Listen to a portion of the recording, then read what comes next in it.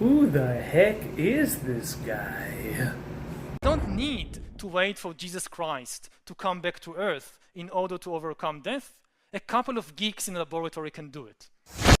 And why is he important?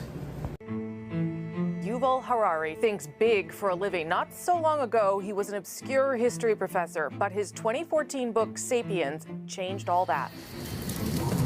He explored the past, cramming 150,000 years of human history into 400 pages. Authority will shift. Transforming himself into a literary phenomenon. Ladies and gentlemen, please welcome once again Yuval Noah Harari.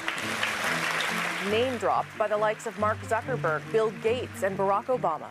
The other book that I really enjoyed, a book by an Israeli author, Yuval Harari. Yuval Noah Harari. Yuval Noah Harari is an outspoken homosexual and lead advisor to Klaus Schwab, an author highly endorsed by former United States President Barack Hussein Obama, and is an Israeli public thought leader, an intellectual, a historian, an outspoken proponent of the transhumanism agenda, and a professor in the Department of History at the Hebrew University of Jerusalem. He is the author of Sapiens, A Brief History of Humankind, Homo Deus, A Brief History of Tomorrow, and 21 Lessons for the 21st Century. He was born on February 24th, 1976 in Kiryat Ata, Israel. He's Jewish. Interesting.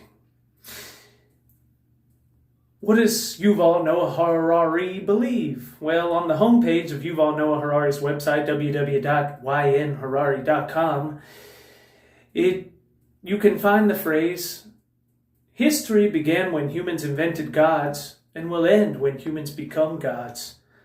Throughout Yuval Noah Harari's career, he has made the following statements and more, like, corporations and governments are collecting data about where we go, who we meet, and what movies we watch. The next phase is surveillance under the skin. What we have seen so far, it's corporations and governments collecting data about where we go, who we meet, what movies we watch. The next phase is the surveillance going under our skin. I'm wearing a tracker that tracks my heart rate, my sleep. I don't know where that information is going. Wear the KGB agent on your wrist willingly. And I think it's... Sorry about that, Anderson Cooper. I didn't mean to cut you off. Yeah, I did. Anyways, why does Yuval Noah Harari also share a name with one of the sons of Cain in the Bible? If you look at Genesis chapter 12, I believe it is, you'll find that the name Yuval comes from a place in the Bible from a man named Juval in Hebrew. And his middle name is Noah. You know, the ancient Canaanite religions, like Molech. And why does he believe that AI should have the right to vote for you and the next president? Shift the authority to make decisions to the AI votes, the AI chooses, then what does it leave us with? And maybe the mistake was in framing life as a drama of decision-making. Maybe this is not what human life is about. Maybe it was a necessary part of human life for thousands of years, but it's not really what human life should be about. And what the heck is up with this guy's obsession with challenging the morality of ancient religions? From heaven, which tell you what is good and what is bad, and following these rules is good, and disobeying them is bad. And this, I think, was a very poor understanding of morality and of good and bad. It depended on a belief, on some supernatural power defining for us what is good and bad, assuming that people can't know it for themselves. Yes. I think now in many modern societies, we have a much clearer understanding of morality. Morality is not about rules coming down from heaven. Morality is about suffering. It's very, very simple. Morality is about suffering. What? Morality is about suffering, Yuval? That's crazy. don't you care anything about the poor or anyone like that? I mean, well, that's right. You said that they would be a class of useless people. 21st century, we may see the emergence of a new massive class of useless people. People who have absolutely no economic value. It's estimated that within, say, 30 years or so, up to 50% of the jobs in the job market will be taken over by artificial intelligence and computers. Everything from driving taxis to diagnosing diseases to even teaching. Artificial intelligence will be able to do better than humans. Now I know. It's really not fair of me to be saying that you intentionally want there to be a new world order. I know that you're a direct advisor to Klaus Schwab in the World Economic Forum, and you help with the World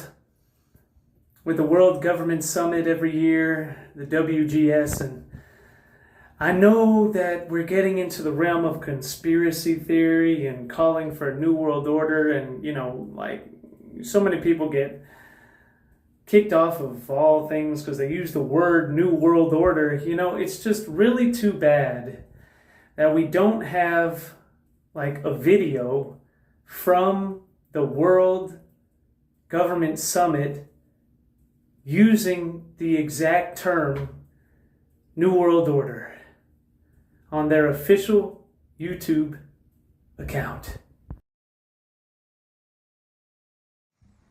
Your Excellency, are you ready for a new world order? I think, Becky, the main problem is if you think of the technology is 21st century, 22nd century technology. What is happening in AI, what is happening everywhere really that will really transform and is transforming our lives and also transforming international relations. But I think the frame of thinking is still 19th century. I think this is one of the problems that we have in the international system. If you look, it's still about nationalism, it's still about state sovereignty, it's still about use of force or non-use of force. And I think this is one of the major issues as we try to bridge really what is mentally governing international relations with the 19th century mode of thinking, but at the same time with technology fast ahead of us in the curve. That I think will be a major problem. That's a very interesting perspective. Fred Kemp, your assessment. So my mentor on issues of world order is Henry Kissinger, so I'll try to channel him, and forgive me, Dr. Kissinger. But his answer would be, what do you mean no new world order? We have not had a world order yet. What we've had is we've had a Western order that was imposed on the world.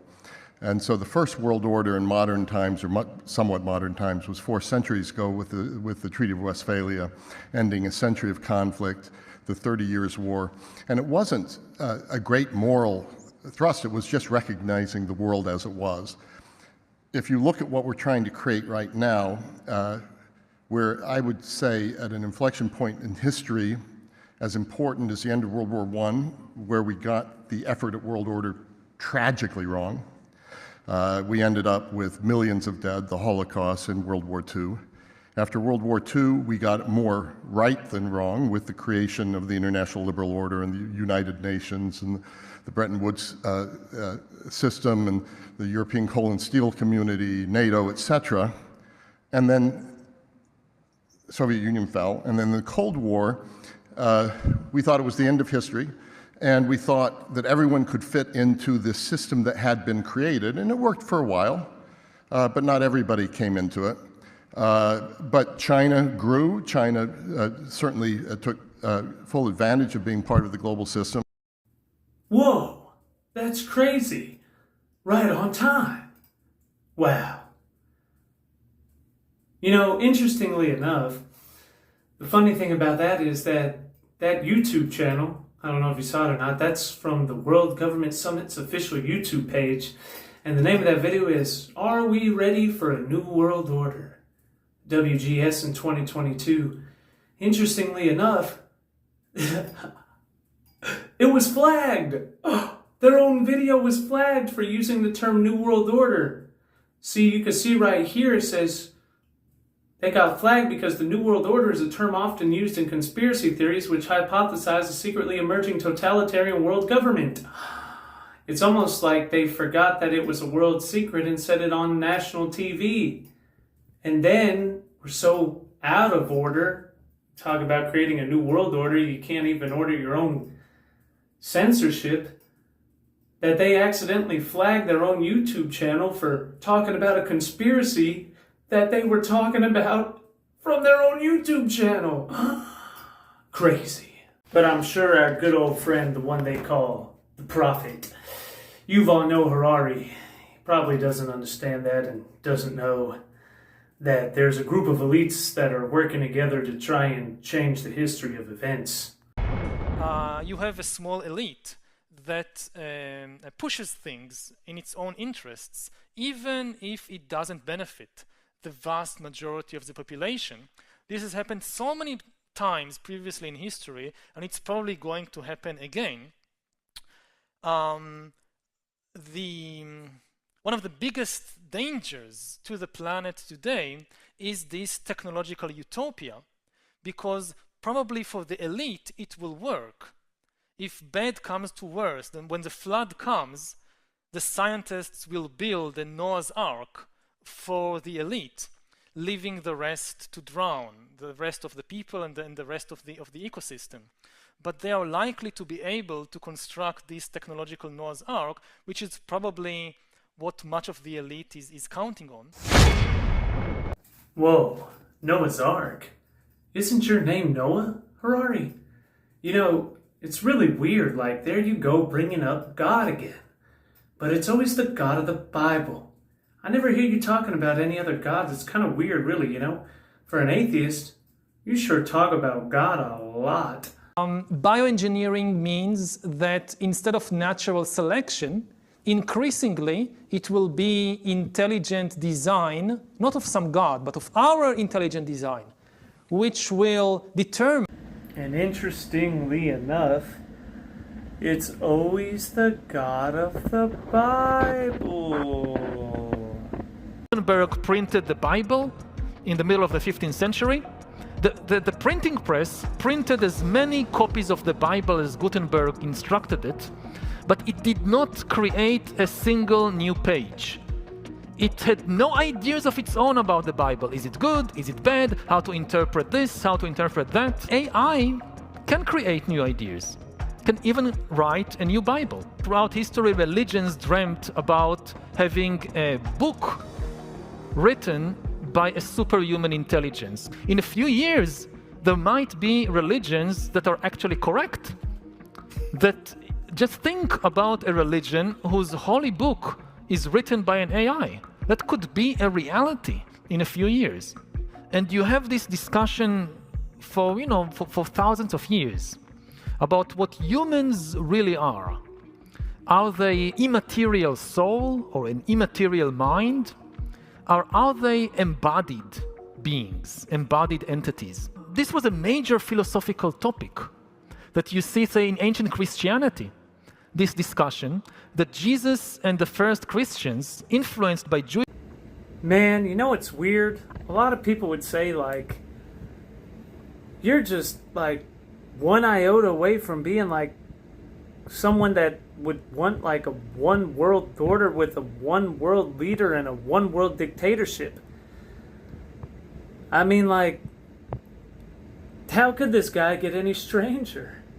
I mean, the only way that this guy could get weirder is, like, if he outrightly said that privacy was a thing of the past and like, you know what I mean? Like, that we could be more totalitarian than dictators everywhere, and they could only dream about the type of authority and control that we could have now. Privacy versus security is as old as civilization, you can say. But there is something new now. for the first time in history, it's possible to completely eliminate privacy. It was just never possible before, and it is possible now. Something fundamental has changed. When dictators always dreamt about completely eliminating privacy, monitoring everybody all the time, and knowing everything you do, and not just everything you do, but even everything you think and everything you feel. Whether it's a tyrant in ancient Greece, or whether it's Stalin, they always dreamt about it. They could never do it, because it was technically impossible. Now, Whoa, that's pretty weird. You know, it's kind of like how a lot of people ask, why is there evil in the world? Isn't that because of free will? And like, Christians believe that the fundamental reason that there has to be, the only way that you could get saved, you know, from this world through Jesus Christ would be like through free will. So, you know, it would only make sense. Well, I mean, I guess it's a good thing that people still know that free will is real. And that they also know that, well, I guess it would be strange if they stopped believing in free will, and then the person that told them that it wasn't real said that they could look back at the coronavirus as the time in history where surveillance started going underneath the skin. you know, the whole idea that humans have, you know, this, they have this soul or spirit and they have free will and nobody knows what's happening inside me. So whatever I choose, whether in the election or whether in the supermarket, this is my free will, that's over. Free will, that's over. That's over. Over. Today, we have the technology to hack human beings on a massive scale. Yeah, I mean, everything is being digitalized. Everything is being monitored. In this time of crisis, you have to follow science. It's often said that you should never allow a good crisis to go to waste, because a crisis is an opportunity to also do good reforms that in normal times people will never agree to. But in a crisis, you see, we have no chance. So let's do it. Vaccine won't help us go to the test, of course. Will help us, of course. It will make things, you know, more manageable. Surveillance. People could look back in 100 years and identify the coronavirus epidemic as the moment when a new regime of surveillance took over, especially surveillance under the skin, which I think is maybe the most important development of the 21st century, is this ability to hack human beings, to go under the skin, collect biometric data, analyze it, and understand people better than they understand themselves. This, I believe, is maybe the most important event of the 21st century. By hacking organisms, elites may gain the power to re-engineer the future of life itself. Because once you can hack something, you can usually also engineer it. Natural selection is replaced by intelligent design. The era of inorganic life is now beginning. In the coming decades, AI and biotechnology will give us godlike abilities to re-engineer life and even to create completely new life forms. We are about to enter a new era of inorganic life shaped by intelligent. Whoa, bro, that's creepy. Why is he talking about... Did you hear what he just said? I think he said something about surveillance going under the skin? That 2020 COVID? And this is like Mark Zuckerberg and Bill Gates and Obama's prophet. Like, did he just say that in 2020? Like, COVID would be the time where we realize that surveillance went under the skin? That's weird and strange, talking about everything that happened in COVID. You know, it's really good that we don't have like an official government website that literally said that you can that injecting electronics into the skin with a needle isn't a real thing. You know, like a government website like the National Institution for Health. You know, like pubmed.ncbie.nim.nih.gov. Because then it wouldn't be a conspiracy theory, it would be the government's own website telling you its own information.